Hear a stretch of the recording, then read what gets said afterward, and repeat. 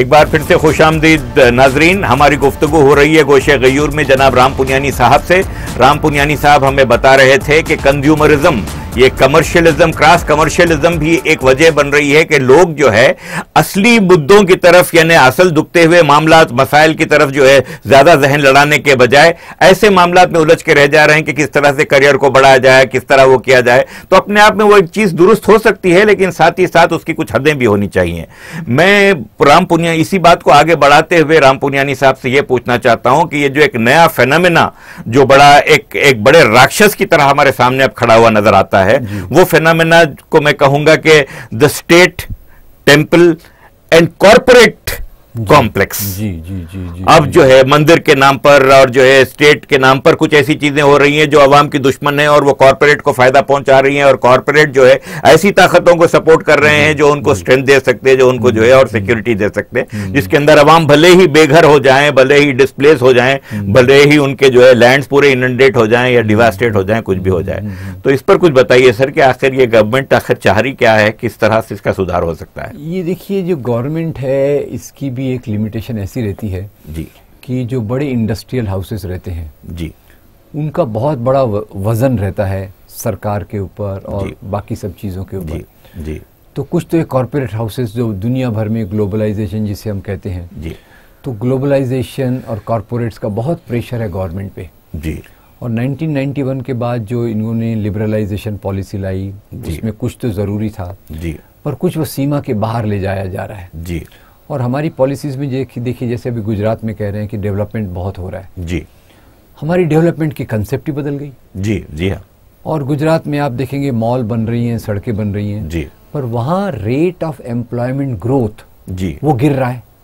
My God, जी जी जी अब हाँ, ये बात ज़्यादा लोग जानेंगे नहीं। जी हाँ, जी हाँ, मोदी छाती जी, चौड़ी करके कहेंगे जी, कि मैं तो बहुत डेवलपमेंट वाला आदमी हूँ, जी, जी, और गुजरात में आप देखेंगे तो रेट ऑफ एम्प्लॉयमेंट गिर रहा है। जी, और रेट ऑफ एम्प्लॉयमेंट एक सेंट्रल इंडेक्स है जी, सोशल वेलफेयर का, जी, समाज की प्रोग्रेस का, जी, कि अगर आपकी बढ़ती हुई आबादी के साथ जी, अगर एम्प्लॉयमेंट का रेट अगर उसको मैच नहीं करेगा जी, तो अनएम्प्लॉयमेंट बढ़ेगा, जी, बाकी चीजें जी, होंगी। जी, तो ये कहीं हमारा जो फोकस है जी, वो सरकार का बदल जाता है, जी, और वो बदलता है कॉर्पोरेट प्रेशर में, जी, कि आप कम से कम लोगों को एम्प्लॉयमेंट दो जी, और आप ज़्यादा से ज़्यादा प्रॉफिट कमाओ। जी, तो ये एक पॉलिसी को बदलने के लिए एक बात मैं आपके जहन में लाना चाहता हूँ जी, कि गवर्नमेंट किस प्रकार की है उससे बहुत फर्क पड़ता है। जी, आप यूपीए 1 को देखिए, जी, जब जी, तक कम्युनिस्ट गवर्नमेंट के साथ थे, गवर्नमेंट पे प्रेशर डाल रहे थे, गवर्नमेंट के अंदर थे, गवर्नमेंट के बाहर थे, जी, जी, तो उस जमाने में देखिए ये गवर्नमेंट ज्यादातर ऐसी पॉलिसीज लाई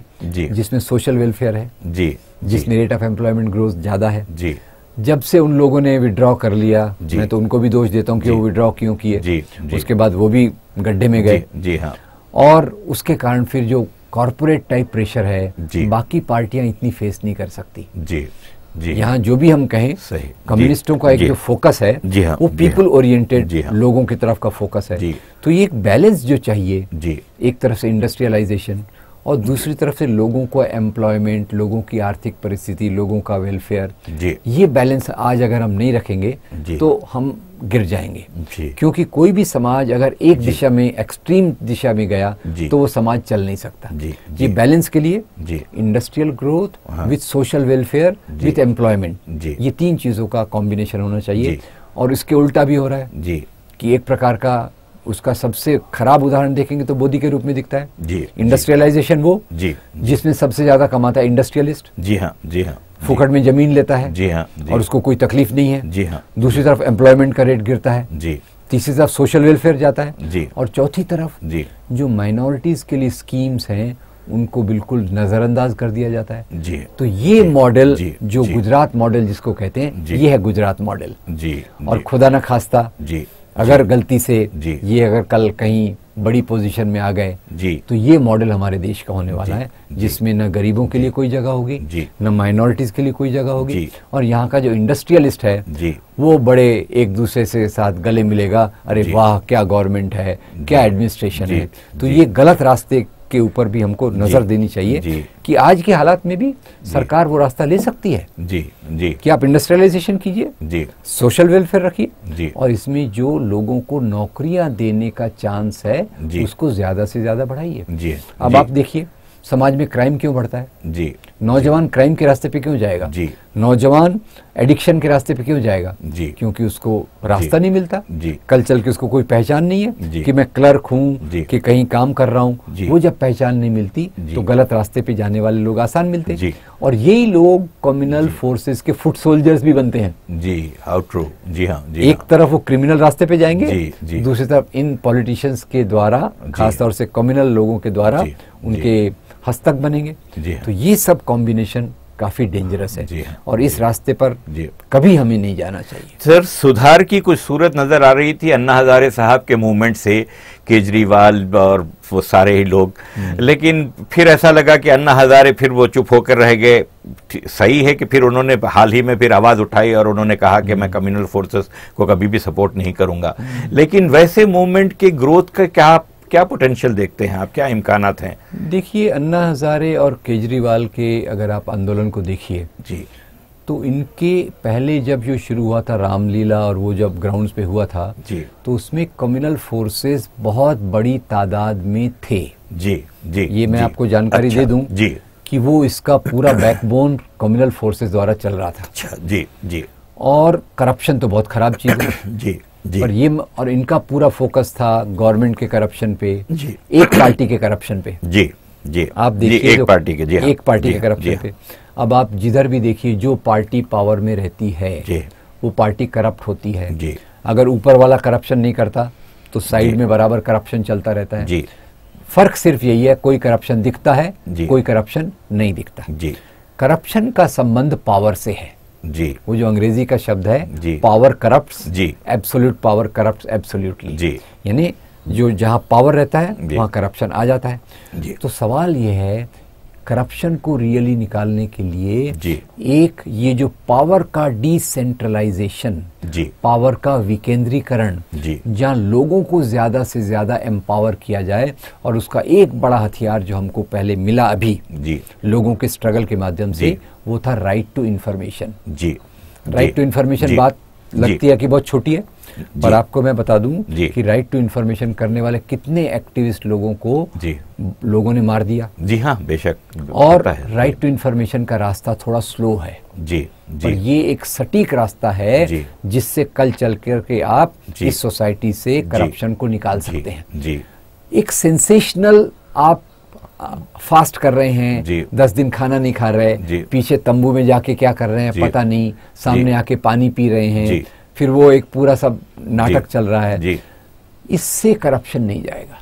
जी, जी, अगर मैं तो यहाँ तक कहूंगा जी, कि कोई नया पावर सेंटर आप क्रिएट कर दें, जी, लोकपाल का, लोकायुक्त का, जी, अब इसकी क्या गारंटी जी, कि जो कल चल के लोकायुक्त रहेगा जी, वो करप्ट नहीं होगा। जी, तो इसका तो केवल एक ही इलाज है कि लोगों के पास राइट टू इंफॉर्मेशन ज्यादा से ज्यादा जाए, जी, हमारा जो एडमिनिस्ट्रेशन है जी, वो ज्यादा से ज्यादा ट्रांसपेरेंट हो जाए, जी, ट्रांसपेरेंट रहे, मैं देख सकूं जी, जी, कि वो मिनिस्टर जो कर रहा है वो क्या है। जी, आज मिनिस्टर को पता है जी, ट्रांसपेरेंसी नहीं है, जी, मैं बंद कमरे में बैठ के जी, किससे कितने बैग लूं, किसको जी, कितने बैग जी, का सौदा करूं, जी, कोई इस पे जानकारी नहीं है। जी, ये ट्रांसपेरेंसी जी, और डिसेंट्रलाइजेशन, जी, ये करप्शन का सही इलाज है। जी, और ये जो अन्ना और केजरीवाल वाला था, जी, इसके पीछे कम्युनल ताकतें थी। अब जी, आप इशारा समझ जाइए। जी, जी, उन्होंने देखा जी, कि ये मौका है जी, पार्लियामेंट्री सिस्टम को डिस्टेबलाइज करने का, जी, पार्लियामेंट्री सिस्टम को तोड़ने का। जी, और जी, आपको याद होगा जी, वो काफी करीब आ गए थे। जी, वाकई थोड़ा और जाते तो ये शायद लोग कहते ये पार्लियामेंट्री बेकार जी, है, पार्लियामेंट बेकार है, जी, इनको प्राइम मिनिस्टर बना दो, इनको जी, प्रेसिडेंट बना दो। जी, जी, उससे करप्शन जी, कभी नहीं जी, जा सकता। जी। और इन लोगों ने कम्युनल फोर्सेस के साथ साथ उस आंदोलन के साथ जो है कुछ कॉर्पोरेट हाउसेस भी जुड़े हुए थे सर, और इंटरनेशनल कॉर्पोरेट हाउसेस भी जुड़े हुए थे, ये भी जो है इत्तला है। बिल्कुल सही फरमाया, मैं जी, यही कहने वाला था। जी, इस मूवमेंट ने जी, कॉर्पोरेट हाउसेस पे कभी उंगली नहीं उठाई। जी, करप्शन में दो भाग होते हैं, जी, एक जी, देने वाला, जी, एक लेने वाला। जी, जी, जी, लेने वाले भी बहुत टाइप के होते हैं। जी। इन्होंने उंगली केवल एक ही जगह उठाई, क्योंकि इनके पीछे इंटरनेशनल कॉर्पोरेट जी, और नेशनल कॉर्पोरेट थे। जी, मजेदार किस्सा आपको बताता हूँ। जी, बंबई में इनको प्रोग्राम करना था, जी, बांद्रा कुर्ला वो जी, हॉल लेना, जी, ग्राउंड बुक करना था जी, अब ग्राउंड बुक करने के लिए पैसा कहाँ से लाए? जी, तो इनके पास तो कोई प्रॉब्लम नहीं है जी, तो तुरंत वहाँ के एक बिल्डर ने कहा जी, ये इतने लाख का चेक लीजिए, ग्राउंड को बुक कर लीजिए। जी। अब बिल्डिंग इंडस्ट्री में क्या होता है जी, वो आप भी जी, जानते हैं, जी हाँ, मैं जी भी हाँ, जानता हूँ, जी मैं हाँ। किसी पे उंगली नहीं उठाना चाहता, मेरे जी, पास अंदर की जानकारी नहीं है। जी, एक शहर में यहाँ तक हुआ, जी, मैं वहाँ गया था वर्कशॉप के लिए, पता जी, चला जी, कि एक शहर में वहाँ का जो सबसे बड़ा शिक्षण जी, को, एजुकेशन को कंट्रोल करने वाला ऑर्गेनाइजेशन था, जी, जो नीचे से ऊपर तक वो जी, ब्लैक मनी लेकर एडमिशन देता था, जी, उसने अपने पूरे एस्टेब्लिशमेंट को बंद रखा। जी, टीचर्स और स्टूडेंट्स ने मोर्चा निकाला जी, और इस आंदोलन के समर्थन में जी, जी, जी, गांधी जी ने कहा था जी। गलत रास्ते से आप सही मंजिल पे नहीं जा सकते, बहुत सही कहा था उन्होंने। गलत जी, रास्ते से आप सही मंजिल पे नहीं जा जी, सकते। जी, इस प्रकार के उथले प्रयासों से करप्शन नहीं जा सकता, जी, करप्शन जाना चाहिए, जी, जी, पर करप्शन जाने का रास्ता जी, नीचे से ऊपर तक होना चाहिए बहुत सही। और सभी को उसमें देखना चाहिए। बहुत तो इसलिए मुझे कोई उम्मीद नहीं है जी, कि अन्ना हजारे जी, और केजरीवाल जी, इनके जी, कारण जी, करप्शन जाएगा, जी, पर मुझे उम्मीद है देश के लोगों में, जी। देश के लोग जिस प्रकार सर, से देश के लोग जो है इस दुविधा में पड़े हुए हैं, it is a choice between the devil and the deep sea. जी, तो फिर कैसे होगा? अब ये चॉइस तो हर समय रहती है। अगर ठीक है कि जो है जो सांप्रदायिक ताकतें हैं वो उनसे मुसलमान बहुत डरते हैं या उनके बाद ताल्लुक से बहुत परेशान हैं, तो जो गैर सांप्रदायिक ताकतें हैं, सेक्युलर ताकतें हैं, उनको इतने 65 साल सपोर्ट कर लिया मुसलमानों ने, क्या हासिल हुआ? बैकवर्डनेस तो अभी भी वैसी की वैसी है और बढ़ती ही जा रही है। तो आखिर उम्मीद लगाए आम इंसान और मुसलमान, तो किससे लगाए, कैसे हो, क्या? ये आपका सवाल बहुत कठिन है जी, और लोगों के जहन में ये बात आ रही है कि भाई इधर तो ये सांप्रदायिक ताकतें हैं जी, जो हमको डायरेक्टली मारती हैं, जी, और इधर ये एक अपने आप को सेकुलर कहने वाले लोग हैं जी, जो हमारे लिए कुछ नहीं करते। जी, फिर भी गयूर साहब, मैं एक हर समय पे हमको एक चुनाव करना पड़ता है, चॉइस करनी पड़ती है।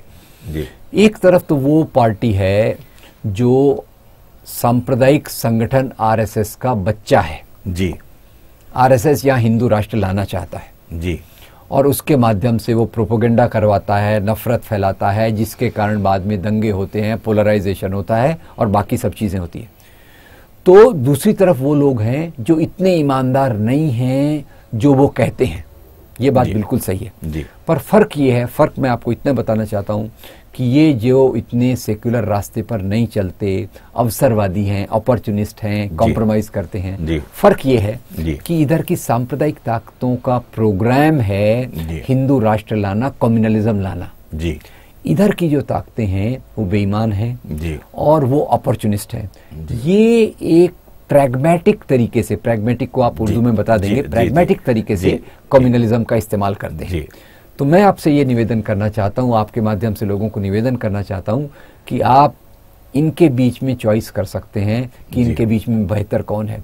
भाजपा और आरएसएस की कोई औलाद आपकी कभी चॉइस नहीं होना चाहिए। जी, इनकी तुलना जी, किसी से नहीं करना चाहिए। जी, मैं इनको मानता हूं कि ये तो निरे खुलेआम छुपे रूप से चालाकी के तरीके से यहाँ के डेमोक्रेसी को ख़त्म करेंगे। जी, अब रास्ता क्या बच गया? रास्ता बच गया कि सेक्युलर, अपने आप को सेक्युलर पार्टियों के कहने वाले के बीच में हम चुनाव करें और उसमें उन पे ये दबाव डालें, जी, जी, पॉपुलर प्रेशर बनाएं। जी, और ये पॉपुलर प्रेशर के बगैर वो सही रास्ते पर नहीं आएंगे। जी, पॉपुलर प्रेशर, फर्क ये है कि ये पावर्स रहेंगे जी, तो आप पॉपुलर प्रेशर बना सकते हैं और एक उम्मीद कर सकते हैं कि ये थोड़ा बदले।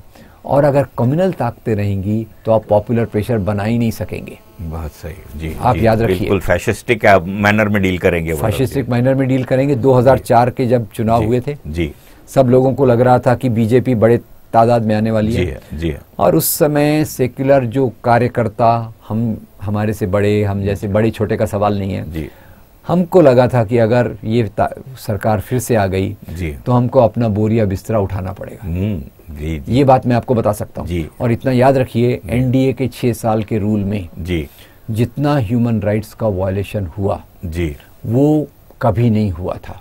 जी, दूसरा, उस जमाने में इन्होंने आके किताबों को जिस प्रकार से बदला, जी, कल्चर को किस प्रकार से बदलने की कोशिश की, हमारी पूरी लैंग्वेज को किस प्रकार से बदलने की कोशिश की, जी, वो डायरेक्टली भी अगर डायरेक्टली हिंसा नहीं भी हुई जी, तो समझिए हिंसा तो ऊपर दिखने वाली चीज है। जी जी जी। समाज के फाउंडेशन में जो चीजें इन्होंने ऑफिशियल लाई वो बहुत खतरनाक थी। जी। मेरा चुनाव, मैं आपको एक थोड़ा मजेदार फार्मूला बता दूं जी कि चुनावी मैदान में जी हमारे पास जो विकल्प है जी वो अच्छा, जी, उससे अच्छा, जी, उससे अच्छा जी नहीं है। जी जी जी। हमारे पास विकल्प है खराब, जी, उससे खराब, जी, सबसे खराब और जी, भाजपा। अच्छा अच्छा, ओ भाई, अच्छा। तो आप जो कर लीजिए कीजिए, जी जी। आरएसएस की औलाद की तुलना आप किसी पार्टी से मत कीजिए। जी, ये आरएसएस को इज्जत देना होगा जी कि वो भी कंसीडर करने के अच्छा, लायक हैं। अच्छा, वो कंसीडर नहीं किए जाना चाहिए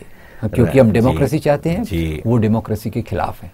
ये एक सेंट्रल पॉइंट। राम पुनियानी साहब, बड़ी स्ट्रॉन्ग लैंग्वेज यूज करते हैं आप, अपने कन्विक्शन को बड़े शद्दोमत से जो है जाहिर करते हैं लोगों के सामने। मेरी दुआ है आपकी दराजी उम्र के लिए, सेहतमंदी के लिए। बहुत शुक्रिया जी। आपने कुछ किताबें और लिखी, एक किट बनाई आपने, उसके बारे में बताइए कि उससे आवाम किस तरह फायदा उठा सकते हैं। हम लोग काम करते करते यही हो रहा है जी कि हमारी बातें ज्यादा पहुंच नहीं रही। जी जी। कुछ पहुंच रही है, ऐसा नहीं है, नाउम्मीदगी थोड़ी बहुत तो आती है जी जी, पर उसमें कई अच्छे उदाहरण भी दिखते हैं। जी। तो अच्छे एग्जाम्पल ऐसे दिख रहे हैं कि अलग अलग शहरों में कई नौजवान, युवक, युवतियां जी अब ये चाह रही हैं कि हम इस काम को आगे कैसे बढ़ाएं। जी। ये मैं एक पॉजिटिव चीज पे आपको बताना चाहता हूँ कि निगेटिव, नकारात्मक बहुत है, सकारात्मक ये हो रहा है। जी जी। अभी भी हैदराबाद में कोशिश चल रही है कि ऐसे नौजवान, नौयुवतियों के साथ हम बात करें। जी। वो कहते हैं कि हम फील्ड में जाएंगे तो हम कैसे काम करेंगे, आपने तो इतने दिनों तक काम किया है, हमको अब काम करना है। तो उसके लिए हमने ये कम्युनल हार्मनी अवेयरनेस किट बनाई। Communal harmony awareness kit. जी। अब इसमें बहुत सारी चीजें हैं। जी। इसमें कुछ किताबें हैं जी जो लोगों में बांट सकते हैं। जी जी। ये जी। फिर एक ये बहुत ये जो आप देख रहे हैं जी, राह अमन की, राह अमन की। जी। ये 9 लेक्चर्स का एक डीवीडी है। खूब। जी जी। वीडियो लेक्चर्स हैं जी जी, जिसमें सभी थीम जो हमारे बारे में हैं, जी, हमारे समाज के बारे में है, आज़ादी कैसे मिली, जी, ये अंग्रेज लोगों ने फूट डालो और राज करो की पॉलिसी कैसे लगाई, कम्युनल ऑर्गेनाइजेशंस कैसे आए, और अल्प माइनॉरिटीज का क्या हाल है जी, और एक अच्छा समाज कैसे बनाए। ये ऐसे 9 लेक्चर्स इसमें है। किसके हैं ये दिए हुए लेक्चर्स? ये तो मैंने दिए हुए हैं, ये मैंने स्टूडियो में रिकॉर्डिंग करवाई थी। जी। ये स्मॉल। और कितनी कितनी देर के हैं ये? एक लेक्चर करीब 25 से 30 मिनट का है। जी। तो 9 लेक्चर ऐसे। जी जी। तो ये 3.5 घंटे की रिकॉर्डिंग। जी जी है। ये एक गानों का है, इंसान है हम। जी जी। तो इस गानों में ऐसा है, मंदिर मस्जिद गिरजा घर में बांट लिया भगवान को, जी, धरती बांटी सागर बांटी मत बांटो इंसान को। बहुत अच्छे। ये हमारे एक दोस्त का लिखा हुआ है। जी जी। तो ये ऐसा एक डीवीडी है जी। फिर इसके अंदर कुछ फिल्म एक और है जो समाज को जोड़ने की बात करती है जी। कुछ एक गेम है स्टूडेंट्स के लिए जी, जी, जिसमें ये बताता है कि हर एक रिलीजन का सिंबल अलग है जी, पर मैसेज एक है जी जी। फिर उसी के साथ एक सबसे बड़ी चीज इसमें जो है वो एक फ्लिप चार्ट जी। फ्लिप चार्ट के सहारे नौजवान, नौयुवती जी, बाकी लोगों को बिठाकर जी, उनको सामने से चित्र दिखेगा जी, पीछे से टेक्स्ट दिखेगी। हाँ हाँ। तो हाँ, पूरी थीम जो हम अपने लेक्चर्स में रखते हैं जी, वो पूरी थीम को समाज के सामने रख सकते हैं जी। इसमें हमने एक और भी चीज जोड़ दी है जी, और वो है एक फिल्म 30 जनवरी 1948। अच्छा जी। शीर्षक से आप समझ गए होंगे किस बात पे समझ गया। गांधी मर्डर के साथ साथ 3 प्रकार के नेशनलिज्म की हमने तुलना की है जी। 3 प्रकार का नेशनलिज्म जी, मुस्लिम नेशनलिज्म जी, हिंदू नेशनलिज्म जी, और भारतीय नेशनलिज्म जी। तो गांधी की हत्या केवल एक व्यक्ति की हत्या नहीं थी जी, ये इंडियन नेशनलिज्म पे कम्युनल नेशनलिज्म का हमला था जी जी। बिल्कुल एक फ्रंटल अटैक था। तो ये इस रूप में वो फिल्म को रखा है जी। और 3 छोटी छोटी किताबें रख दी हैं जी। एक है ये जो अंग्रेजी में दिख रही है हार्मनी टेल्स जी, इसका है अमन कथा जी। ये 4 भाषाओं में आ गई है। अमन कथा, दास्ताने अमन, ये दास्ताने अमन अच्छा जी, उर्दू में भी आ गई है जी।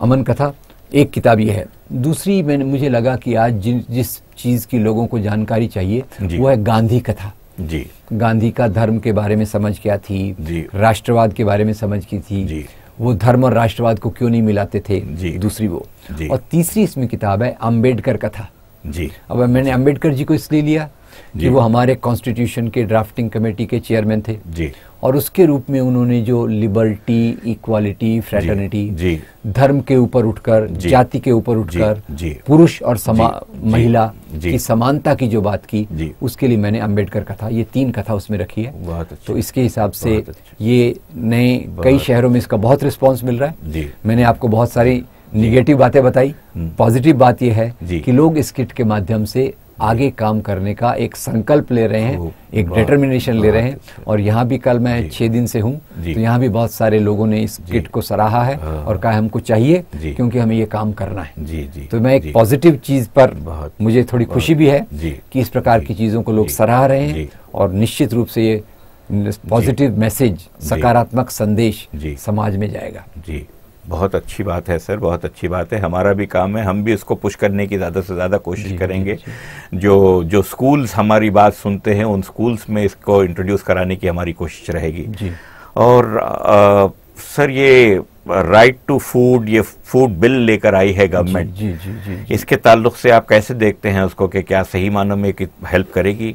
देखिए, कोई भी सभ्य समाज में कोई लड़का, लड़की, इंसान भूखे पेट सोए, ये इंसानियत के नाते पर एक शर्म की बात है। जी, बेशक। और कोई भी सरकार, कोई भी गवर्नमेंट जो लोगों का पेरेंट, पालक समझी जाती है, अगर वो लोगों को 2 टाइम का खाना नहीं दे सकती, तो ये उसको हुकूमत करने का कोई अधिकार नहीं है। So true. जी। तो मैं ये कहूँगा कि राइट टू फूड बिल ये थोड़ा लेट आ रहा है। जी, जी, बहुत स्वागत है, बहुत अच्छा है। अब ये फूड बिल में आपको समस्या बताता हूँ कि कोई भी बिल आने से ऑटोमेटिक प्रॉब्लम, समस्या का हल नहीं हो जाता। एक तो बिल में कुछ कमजोरियां होंगी, उसको दूर करना चाहिए। और ये बिल को बराबर लागू करने के लिए कोशिश होना चाहिए, क्योंकि बीच में बहुत सारे बेईमान लोग बैठे रहते हैं।